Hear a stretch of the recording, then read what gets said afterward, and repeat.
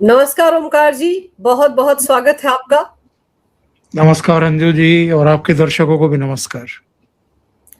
Sir, राजनीतिक नजरिए से मुद्दे तो बहुत सारे हैं। ममता बनर्जी देखिए कैसे हाल बेहाल है, अपनी पार्टी के कार्यकर्ताओं को थप्पड़ मार रही हैं। हमारे लीडर ऑफ ऑपोजिशन फिर लापता हो गए हैं। सुने 20 दिन के लिए विदेश गए, लेकिन कहाँ गए किसी को पता नहीं है। दूसरे आप कांग्रेस में देखिए, पंजाब में और हरियाणा में बवाल मचा हुआ है और अखिलेश अपना राग अलाप रहे हैं। इन विषयों पर तो चर्चा करेंगे इस वीडियो में, लेकिन एक ऐसा वीडियो आया है सर तेहरान से सामने, जिसके बारे में अगर हम चर्चा ना करें तो मजा नहीं आएगा। पहले ये वीडियो देख लेते हैं सर, उसके बाद।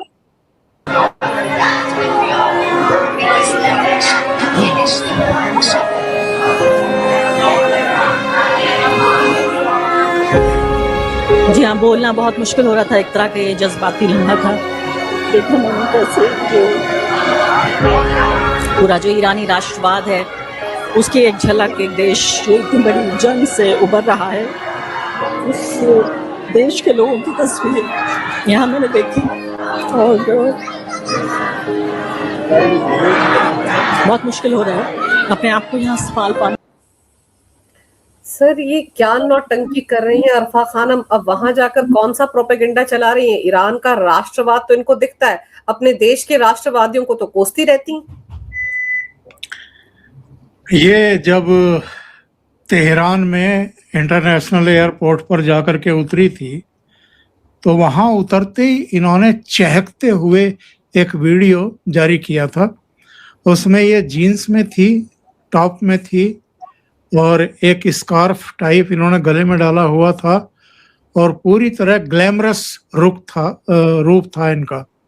तब बहुत सारे लोगों ने सोशल मीडिया पर इनको नसीहत दी थी कि आप तेहरान में हैं, ईरान की राजधानी में हैं, बुर्का ओढ़ लीजिए, ये सब पहनावा चलेगा नहीं। और आप देखिए अब ये एक भीड़ के बीच में है। सर खमेनी के अंतिम संस्कार के जो कार्यक्रम चल रहे हैं उन्हीं में से एक कार्यक्रम है ये।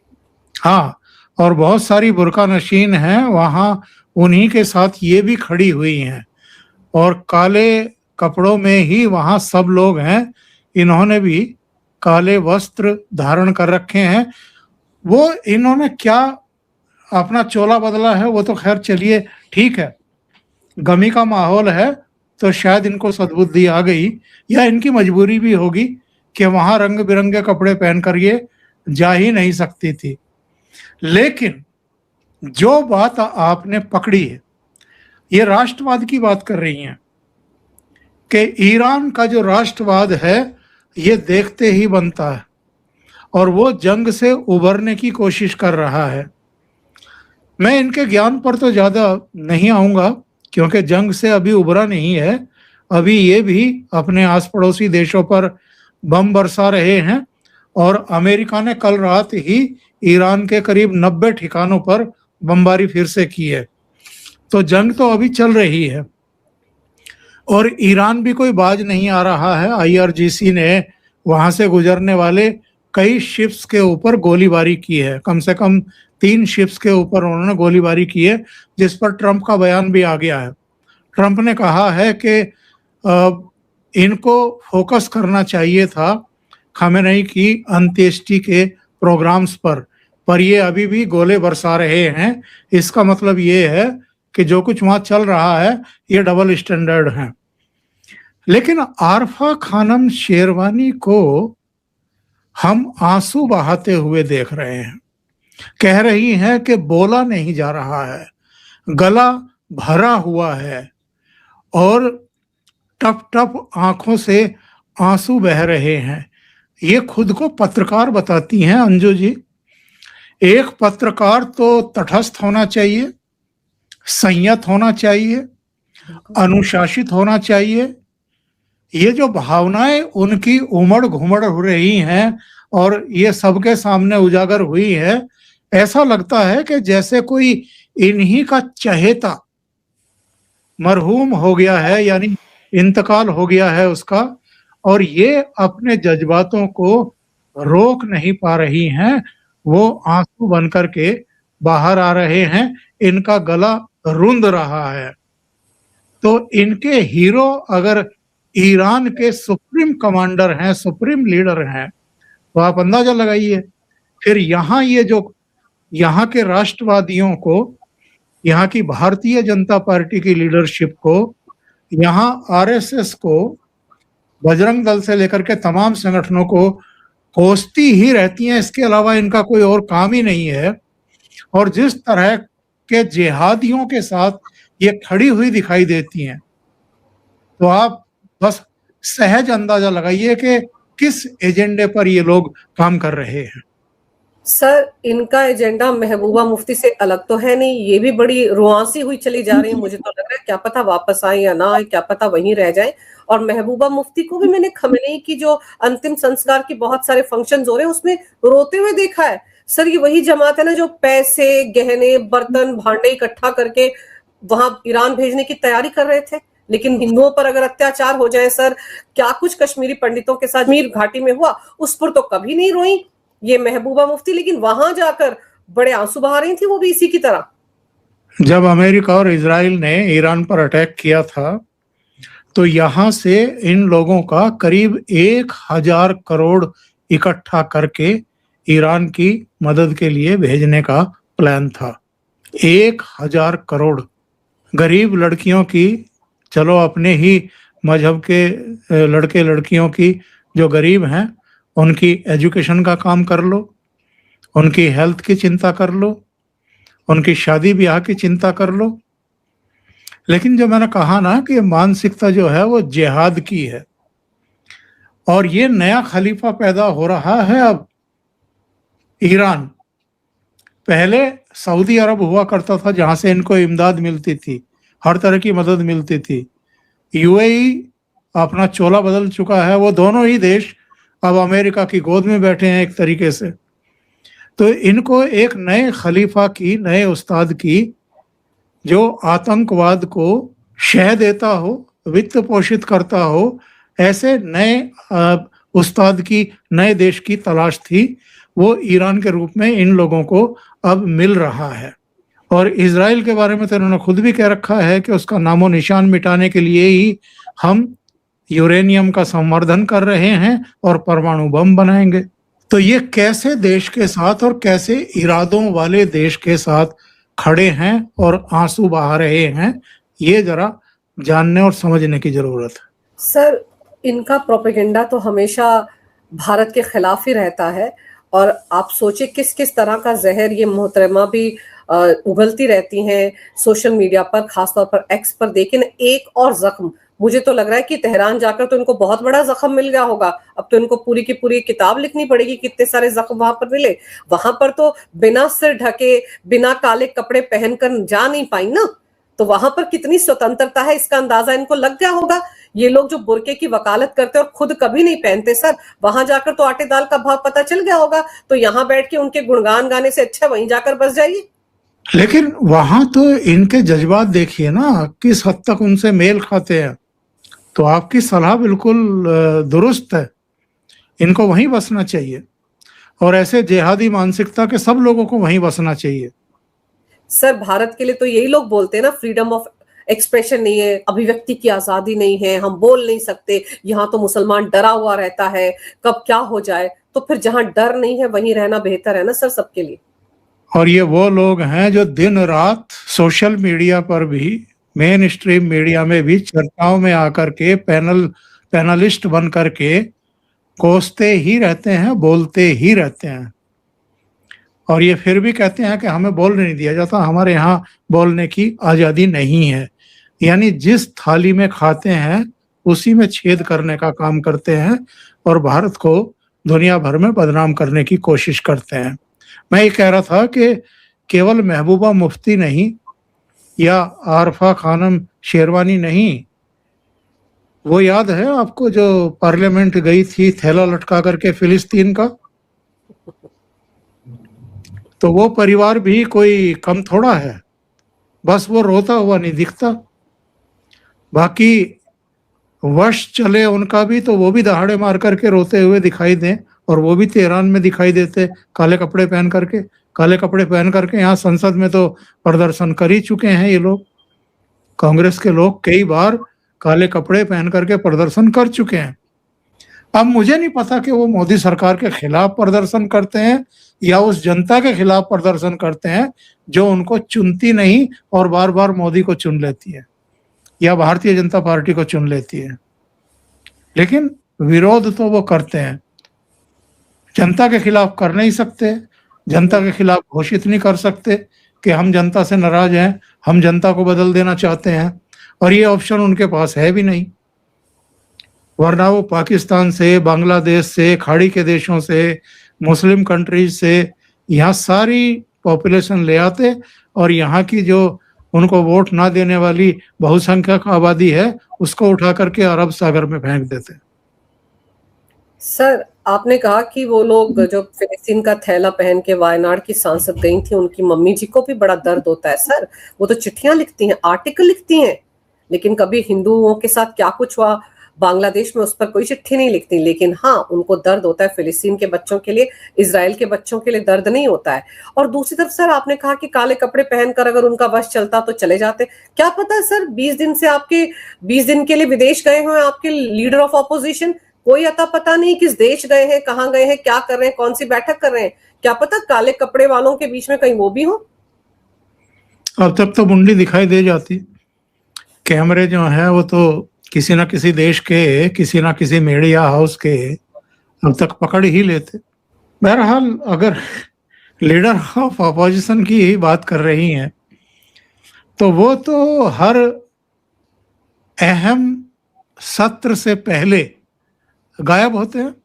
पता नहीं कहीं से ट्यूशन लेने जाते हैं, कोई टूल किट लेकर के आते हैं और उसके बाद फिर उस पर काम शुरू करते हैं। हर संसद सत्र को उनको डिस्ट्रॉय करना ही होता है। एक फ्लोर मैनेजमेंट के नाम पर हर संसद सत्र से पहले इंडी अलायंस को पुनर्जीवित करते हैं, सब दलों के नेताओं को सहमत कर लेते हैं कि साहब ये मुद्दे हैं, इन पर हंगामा करना है, पार्लियामेंट को नहीं चलने देना है, पार्लियामेंट के बाहर भी तमाशा करना है, प्ले कार्ड, पोस्टर और तमाम दूसरे चीज़ों को लेकर के, और पार्लियामेंट के भीतर भी अपने पूरे भाषण दे देने हैं और फिर लास्ट में 5-7 मिनट में कुछ ऐसा कंट्रोवर्शियल बोल देना है कि चेयर जो है वो आपको रोके कि आप ऐसा भाषण नहीं दे सकते, इस तरह के तथ्य यहाँ नहीं रख सकते। उसके बाद पूरी दुनिया में जाकर के शोर मचाना है कि पार्लियामेंट में तो हमें बोलने नहीं दिया जाता, और फिर दुनिया भर में जाकर के बदनाम करते हैं अपनी ही संसद को, अपने स्पीकर को और सरकार को कि हमें तो पार्लियामेंट में बोलने ही नहीं दिया जाता। बिल्कुल सही कह रहे हैं आप सर, कहीं ना कहीं से टूल किट लेने के लिए ही गए हैं वो, क्योंकि आप देखिए कांग्रेस आईटी सेल कितनी शातिर तरीके से उनके पुराने वीडियो अपलोड कर रहा है। ये नहीं बता पा रहा है कोई भी आधिकारिक तौर पर कि राहुल गांधी कहाँ हैं, लेकिन पुराने वीडियो, कोई जयपुर का वीडियो था जहां वो कहीं कुछ मैकेनिक से मिल रहे हैं, और कल भी एक वीडियो डाला गया कि बैठक हो रही है कांग्रेस की। सर, बैठकें कर किसके साथ रहे हैं? इसमें पंजाब कांग्रेस का हाल देख लीजिए, पूरी कलह पड़ी हुई है वहां पर, किस तरह से चन्नी आंखें दिखा रहे हैं हाईकमान को, और हरियाणा में भी ये सब कुछ हो रहा है। तो अगर राहुल गांधी सर दिल्ली में, तो मिल क्यों नहीं लेते इनसे? प्रगट सिंह दिल्ली आए थे ना मिलने के लिए चन्नी की तरफ से, लेकिन ये जो कांग्रेस आला कमान है तो मिला ही नहीं। तो राहुल, अगर कांग्रेस ये प्रिटेंड कर रही है कि दिल्ली में है, तो मिल क्यों नहीं रहे इनसे? देखिए, राहुल गांधी इस तरह के झगड़ों में ना पहले कभी पड़े, ना झगड़ों को सुलझाने में कभी उनकी पहले दिलचस्पी दिखाई दी। अंजू जी, अब याद करो ना कि उस समय नवजोत सिंह सिद्धू और कैप्टन अमरिंदर सिंह के बीच में किस तरह की कलह हुई थी। कैप्टन अमरिंदर सिंह को चलता करने के लिए भाई बहन नवजोत सिंह सिद्धू को प्रमोट करके लाए थे पंजाब में, पंजाब प्रदेश कांग्रेस अध्यक्ष बना करके सुनील जाखड़ को हटा करके।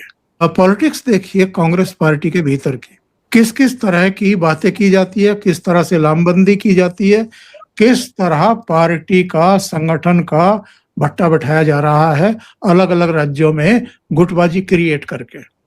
इतना लीजेंड आदमी कैप्टन अमरिंदर सिंह, छोड़ दीजिए कि वो किस वंश से आते हैं, कौन से महाराजा के सुपुत्र या पौत्र हैं, उनकी अपनी सर्विसेज देश के लिए, उनका अपना एक स्थान, उनका एक अपना सम्मान जट सिक्कों में, उसकी भी परवाह नहीं की गई। और नतीजा क्या हुआ? चन्नी को लाए, चन्नी को दलित कह करके लाए, लेकिन क्या वो वाकई दलित हैं? वो तो क्रिश्चियन है, उन्होंने तो धर्मांतरण कर लिया था, और क्रिश्चियन है इसीलिए शायद 10 जनपद की पहली पसंद भी बन गए पंजाब के लिए। तो हुआ क्या? नतीजा क्या हुआ? कांग्रेस कहां रसातल में पहुंच गई जब चुनाव परिणाम आए। तो अगर आपकी दिलचस्पी ना संगठन में है, ना चुनाव की तैयारियों में है, ना चुनाव से संबंधित जो संकल्प पत्र तैयार किए जाते हैं, जो बैठ करके कौन कौन से मुद्दे हो सकते हैं उनके लिए फीडबैक लेना होता है, और स्टेट में एक ही जैसे मुद्दे नहीं होते हैं। मान लिया पंजाब में मालवा है या दोआबा है या दूसरे इलाके हैं, सबकी अपनी अपनी समस्याएं अलग हो सकती हैं और होती हैं। तो उनको बैठ करके कैसे रणनीति बनाई जाए? क्या इस पर कभी गंभीर मंथन होता है? या राहुल गांधी को चिंता होती हो, या मल्लिकार्जुन खड़गे को होती हो? देखा नहीं कभी ऐसा। या पंजाब के प्रभारी ही कोई बहुत गंभीर मंथन कर रहे हो? अब ये देखिए कि इन 5 राज्यों के चुनाव में टाइम कितना बचा है। आप जिनको अपना विरोधी मानते हैं या जिनको आप कोसते रहते हैं, वो किसी राज्य की जब चुनाव आते हैं तो किस तरह की तैयारी करते हैं। अभी बंगाल में देखिए ना कि ममता बनर्जी को कैसे निपटाया है, और केवल 3 चुनाव में सारा अंतर करके रख दिया। पहले 3 विधायक थे, फिर 77 हुए, और अब सीधे 208 सीटें। और जिस कांग्रेस की पिछले से पिछले सदन में 44 सीटें थी, वो पिछले सदन में घट करके 0। जिस वामपंथियों की 22 सीटें थी वो 0। और इस बार भी वामपंथी और कांग्रेस कहां है बंगाल में? ऑलमोस्ट खत्म। एक दौर में मतलब 89 तक तो वहां पर इन्हीं की सरकार थी ना। एनडी तिवारी लास्ट मुख्यमंत्री थे 89 तक। तो जहां आपको इतना प्रचंड बहुमत मिलता रहा हो, 352 सीटें तक मिली हैं कांग्रेस को उत्तर प्रदेश में, वहां अगर आपका वोट परसेंटेज 2.5% पर आ जाए और सीटें घट करके 2 रह जाएं, तो इससे ज्यादा शर्मनाक बात कोई हो सकती है क्या? और आप तफरी कर रहे हैं विदेशों की यात्राओं में, तो आपको पार्टी की तो चिंता ही नहीं है। कोई झगड़ता हो झगड़े, सिर फोड़ता हो एक दूसरे के तो फोड़े, आपको इस सब की चिंता ही नहीं करनी है। तो कई बार लगता है कि जैसे 24 अकबर रोड तो अब अधिकृत इनका कांग्रेस मुख्यालय नहीं है, कोटला रोड पर है, तो ये उस इंदिरा भवन में क्या ताला लगाने का इंतजार कर रहे हैं कि ताला लगे और फिर ये अपना आराम से जो भी इनकी संपत्तियां हैं देश भर में कांग्रेस पार्टी की वो बेचें और अपना छूम अंतर हो जाए, क्योंकि विदेशों में ज्यादा मन लगता है इनका। सर बिल्कुल सही कह रहे हैं। पता नहीं क्या रणनीति के तहत राहुल गांधी लगे हुए हैं या पूरा का पूरा परिवार लगा है। लेकिन सर, जैसे आपने बंगाल की बात की, वहां पर ममता बनर्जी को क्या हो गया सर? अपने ही कार्यकर्ताओं को थप्पड़ पर थप्पड़ दे रही हैं। क्या उनका जो पार्टी का आधिकारिक बैंक अकाउंट था वो फ्रीज हो गया, उसकी भड़ास है? या उनकी पार्टी के राज्यसभा के 3 सांसदों ने पहले इस्तीफा दिया तृणमूल कांग्रेस से, सांसदी भी छोड़ी, अब वो बीजेपी में शामिल हो गए हैं और अब वो उम्मीदवार भी बन गए बीजेपी के, उनकी जीत भी तय हो गई है। तो ये सारी चीजें हैं जो ममता बनर्जी को परेशान कर रही हैं। ऋतुव्रत बनर्जी का बीबीसी को एक इंटरव्यू आया है, वो देखिएगा। वो कह रहे हैं कि ममता बनर्जी अपनी हार को एक्सेप्ट नहीं कर पा रही हैं, और यही समस्या तो राहुल गांधी के 10 जनपद परिवार के साथ है। ये आज तक एक्सेप्ट ही नहीं कर पाए, स्वीकार ही नहीं कर पाए कि अब इस देश का चुना हुआ प्रधानमंत्री नरेंद्र मोदी है। आपको पता है जब लाल बहादुर शास्त्री को प्रधानमंत्री बनाया गया था तो इंदिरा गांधी ने क्या टिप्पणी की थी? उन्होंने कहा था कि अब हमारे घर के नौकर भी इस देश के प्रधानमंत्री बनेंगे। यानी इनके नाम ही पट्टा है इस देश का, ये ऐसा मानते हैं। ममता बनर्जी अगर कार्यकर्ताओं को थप्पड़ मार रही हैं तो इससे 2-3 चीजें साबित होती हैं।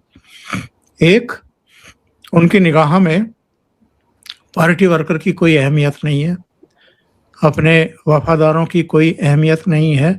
इस संकट के समय भी जो जम करके उनके साथ खड़ा हुआ है, अगर उसके मुंह पर आप थप्पड़ मार रही हैं, जबकि सब आपको छोड़ करके भाग रहे हैं और कोई डेडिकेटेड कार्यकर्ता आपके संकट के समय भी आपके साथ खड़ा है, आप उसके मुंह पर थप्पड़ मार रही हैं, इससे आपके चरित्र का पता लगता है, इससे आपके एरोगेंस का पता लगता है कि आप कितनी एरोगेंस हैं, कितनी घमंडी हैं और अपने कार्यकर्ताओं को आप नौकर से ज्यादा कुछ नहीं समझती है।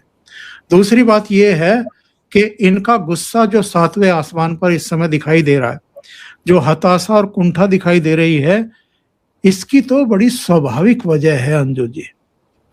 उनकी मन स्थिति आप समझने की कोशिश करो। 15 साल से जो पश्चिम बंगाल के सत्ता के शिखर पर बैठी थी, जिनके एक इशारे पर या गर्दन टेढ़ी करने पर अच्छों का पेट भी ढीला हो जाता था, आज वो किस कंडीशन में पहुंच गई हैं। देखिए, कुर्सी गई, मुख्यमंत्री पद गया, पार्टी जाने की हालत में है, किसी भी समय सिंबल भी छिन जाएगा। इनका 80 में से 64 एमएलए टूट गए, 28 में से 20 एमपी टूट गए, इनके खाते फ्रीज हो गए, अकाउंट फ्रीज हो गए। तो ऐसी हालत में आदमी की मनोदशा क्या होती है, जो इस समय ममता बनर्जी की दिखाई दे रही है। ऊपर से इनके ऊपर भी मुकदमे दर्ज हो रहे हैं, इनके भतीजे के ऊपर भी मुकदमे दर्ज हो रहे हैं, ईडी सीबीआई के छापे पड़ रहे हैं, एसआईटी जांच पड़ताल आगे बढ़ा रही है, पूछताछ शुरू हो चुकी है, गिरफ्तारी किसी भी समय हो सकती है, कई संगीन मामले दर्ज हो चुके हैं। जो इनका वोट बैंक हुआ करता था, उस पर बुलडोजर चल रहे हैं रोजाना। ये असहाय हैं, कुछ नहीं कर पा रही हैं, तो आपा तो खोएंगी ही।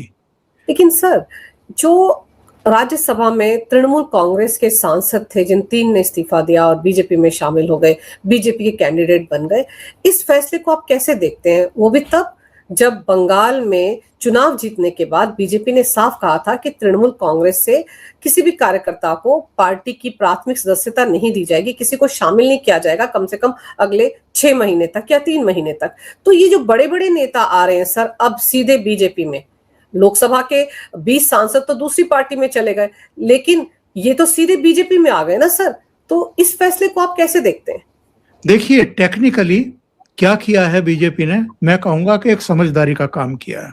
बदनामी उसमें ज्यादा होती कि इनके एमएलए टूट करके आ रहे थे तो उनको आप बीजेपी में ले लेते, नहीं लिए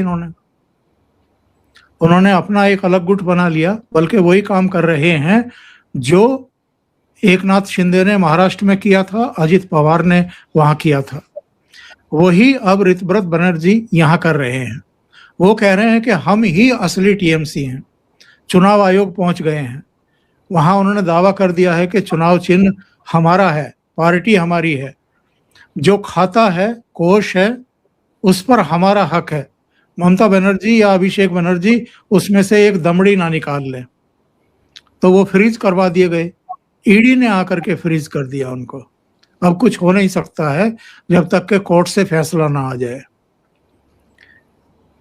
ये जो 3 मेंबर आए थे, ये इस्तीफा दे करके आए थे। इन्होंने राज्यसभा की सीट छोड़ी थी, यानी इस्तीफा दे दिया था। और अब टेक्निकली उन सीटों पर उनकी तरफ से नॉमिनेशन दाखिल कराया जाएगा। अब तक वो टीएमसी के सदस्य थे, क्योंकि टीएमसी के एमएलए ने चुनकर के उनको राज्यसभा भेजा था। अब वो भारतीय जनता पार्टी के जो विधायक दल है, वो उनको चुन करके भेजेंगे। यानी जो 3 सीटें राज्यसभा की टीएमसी की थी, वो अब 3 अधिकृत तौर पर और पाक साफ तरीके से भारतीय जनता पार्टी की होंगी और भारतीय जनता पार्टी के एमएलए चुन करके इनको भेजेंगे। इसलिए मैं इसको गलत नहीं मानता हूं। अगर ये 3 अलग गुट बना करके रहते, या भारतीय जनता पार्टी में आकर के शामिल होते तब वो गलत था सीधे तौर पर। अब वो भारतीय जनता पार्टी में शामिल हुए हैं, वो अब नॉमिनेशन दाखिल करेंगे। आज उनका तीनों का सूची में नाम आ गया है। हालांकि एक और वहां के बहुत जाने माने फिल्म कलाकार का नाम भी आ रहा था कि शायद उनको इनमें से किसी के स्थान पर राज्यसभा भेजने की तैयारी कर रहे हैं। अमित शाह उनके यहाँ गए भी थे मुख्यमंत्री को लेकर के, लेकिन ऐसा नहीं हुआ है। इन तीनों को ही राज्यसभा में वापस भेजा जा रहा है। देखिए, इसके पीछे भी भारतीय जनता पार्टी की एक रणनीति है। अभी उनके कई और राज्यसभा सदस्य हैं, उनको भी प्रेरित कर रही है भारतीय जनता पार्टी कि अगर आपको ममता बनर्जी का साथ छोड़ना है, अगर बीजेपी में आना है, तो रास्ता ये है, पहले आप राज्यसभा की सीट से इस्तीफा दीजिए, उसके बाद हम आपको लेंगे। और फाइनली मैं एक बात बताता हूं कि राज्यसभा में भारतीय जनता पार्टी की कुल रणनीति है 2/3 बहुमत हासिल करने की। इसलिए आम आदमी पार्टी के 7 मेंबर ऑफ पार्लियामेंट राज्यसभा के उन्होंने शामिल किए हैं। अब ये 3 टीएमसी से आ गए हैं जो अब भारतीय जनता पार्टी के अपने होंगे। वो भी भारतीय जनता पार्टी के हो गए हैं क्योंकि उनको राज्यसभा के सभापति ने परमिशन दे दी है और उन पर दल बदल कानून लागू नहीं होता है। ये तैयारी है अमित शाह और नरेंद्र मोदी की फिर से री इंट्रोड्यूस करने की, महिला आरक्षण बिल और परिसीमन बिल वापस लाने की। वो इस सत्र में आएगा या शीतकालीन सत्र में आएगा या बजट सत्र में आएगा, बस टाइम की बात है। और सर, ऐसे में जब ये दोबारा चुनकर आएंगे और विधायक ही इनको वोट करेंगे, तो ऐसे में तो जो 80 में से 64 ममता बनर्जी का साथ छोड़कर ऋतव्रत के साथ आ गए, उनमें से भी बहुत सारी जगहों पर क्रॉस वोटिंग होगी। ये देखने वाली बात है कि पर्दे के पीछे से क्या अंडर स्टैंडिंग होती है। वो किसको वोट करते हैं नहीं करते हैं, या क्रॉस वोट करते हैं, या कोई एक तीसरा कैंडिडेट वो भी अपना लेकर के आते हैं। मुझे लगता है कि नहीं लेकर के आएंगे, तीनों यही निर्विरोध जीत जाएंगे। या वोटिंग की भी कोई अगर नौबत आई तो किसी एक सीट के लिए वोटिंग होगी, 2 तो ऐसे ही चुन लिए जाएंगे। सर, ममता बनर्जी का तो फिर हाल बहुत खराब हो गया है। वो तो राजनीति में कभी भी दोबारा से सिर नहीं उठा पाएंगी। उनकी तो राजनीति पूरी तरह से तहस नहस हो गई है बंगाल विधानसभा चुनाव हारने के बाद। ये ममता बनर्जी को स्पष्ट दीवार पर लिखा हुआ दिखाई दे रहा है। उनका विधायक दल टूट चुका है। अब उनकी पार्टी उनके हाथ से जाने वाली है, उनका सिंबल छिनने वाला है। अगर उनमें मादा है, उनका भतीजा भी वैसे जेल जाने वाला है किसी भी समय। अगर उनमें मादा है जो अपने आप को स्ट्रीट फाइटर बताती हैं, तो बनाए नई पार्टी, ले नया चुनाव चिन्ह, फंड रेस करें नए सिरे से। अब तो सिंबल भी जाएगा, पार्टी भी जाएगी, विधायक भी गए, सांसद भी गए, पदाधिकारी भी जाएंगे, और जो फंड है बैंकों में खाते हैं वो भी अब उसको जाएगा जिसकी ये पार्टी को सिंबल और पार्टी मिलेगी, ये उनको जाएगा। ये ममता बनर्जी को नहीं मिलेगा।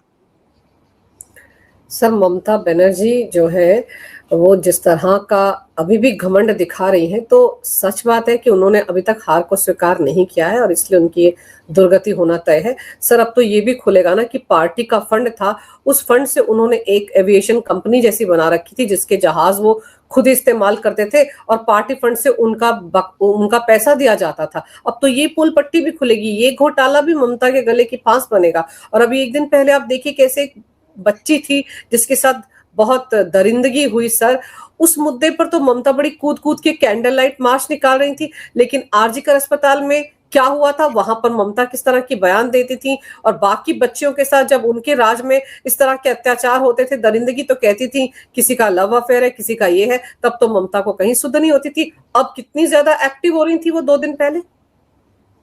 हरी मोमबत्ती लेकर के मैदान में उतरी थी वो, हरे रंग की। क्या मैसेज देना चाहती थी? और जिस बच्ची के साथ रेप हुआ है दरिंदगी हुई है, जिसकी हत्या की गई, उसके परिवार के लोग सुवेंदु सरकार के एक्शन से, उठाए गए कदमों से पूरी तरीके से संतुष्ट है। तो आप राजनीति किस पर कर रही है? लाशों पर, केवल अपनी भड़ास निकालने के लिए? बिल्कुल सर, ममता बनर्जी को अपनी राजनीति का, जिसे कहते हैं ना, कि अंत नजर आ रहा है, इसलिए फड़फड़ा रही हैं। लेकिन दूसरी तरफ एक और मुद्दा है सर, जिस पर मैं चलते चलते आपसे जरूर बात करना चाहूंगी। जिस तरह से केंद्रीय मंत्री भूपेंद्र यादव के निजी स्टाफ में से कुछ लोगों को हटाया गया है और विपक्ष कह रहा है कि जरूर कोई बड़ी साजिश थी, चंदा दो धंधा लो, इस तरह का कोई प्रोपेगेंडा विपक्ष खड़ा कर रहा है। उन तबादलों को या उनके निजी सचिव को हटाने के पीछे आप क्या वजह देखते हैं? ये सामान्य घटना नहीं है अंजू जी, ये असाधारण घटना है, असामान्य घटना है। इसको विशेष संदर्भों में ही लिया जाना चाहिए। न केवल उनके सेक्रेटरी को, उनके निजी सचिव को, उनके सहायक को, सबको हटाया गया है। 4 लोगों की एक साथ विदाई, जिनमें से एक को लंबी छुट्टी पर भेजा गया है। लंबी छुट्टी पर कार्मिक मंत्रालय से अटैच किया गया है, वहां भेजा गया है, लेकिन इस शर्त पर कि आप लंबे समय तक काम पर नहीं लौटेंगे। इसका मतलब मामला गंभीर है। वो क्या है, ये इसका खुलासा शायद कुछ समय बाद होगा। लेकिन उनकी मिनिस्ट्री में उनके जो करीबी अफसर हैं, अगर उनकी विदाई होती है तो फिर सवाल उठने बड़े लाजमी हैं। पर्यावरण मंत्रालय से संबंधित ये मामला है और भूपेंद्र यादव ने, आप देखिए कि झारखंड में, बिहार में, मध्य प्रदेश में, यहाँ तक के उत्तर प्रदेश में और अभी पश्चिम बंगाल में महत्वपूर्ण भूमिका निभाई है। तो वो भारतीय जनता पार्टी के नेतृत्व के विश्वस्त हैं इस समय। तो उनका निजी स्टाफ अगर एकदम बदल दिया जाए, और ये कार्मिक डिपार्टमेंट ने आदेश जारी किए हैं और इसकी सीसी जो है वो पीएमओ को भी भेजी गई है, तो ये एक गंभीर मसला है। होगा इसका खुलासा, थोड़ा सा इंतजार करने की जरूरत है। बिल्कुल सर, इंतजार तो अब हो सकता है कि जैसे रिशफल होने जा रहा है, बोला जा रहा है कि बदलाव होगा, कई मिनिस्टर नए बन सकते हैं, कईयों की छुट्टी हो सकती है, तो हो सकता है उसके आसपास इसका खुलासा हो कि क्या वजह रही होगी। लेकिन जैसे आपने कहा कि एक गंभीर मसला तो है, कहीं ना कहीं कुछ ना कुछ तो है, लेकिन खुलासा होने में भी थोड़ा वक्त लग सकता है। सर, आपने समय निकाला, इन सभी विषयों पर बहुत ही अहम जानकारी मेरे दर्शकों को दी, आपका बहुत बहुत धन्यवाद। नमस्कार, भारत माता की जय, वंदे मातरम, जय हिंद। जय हिंद।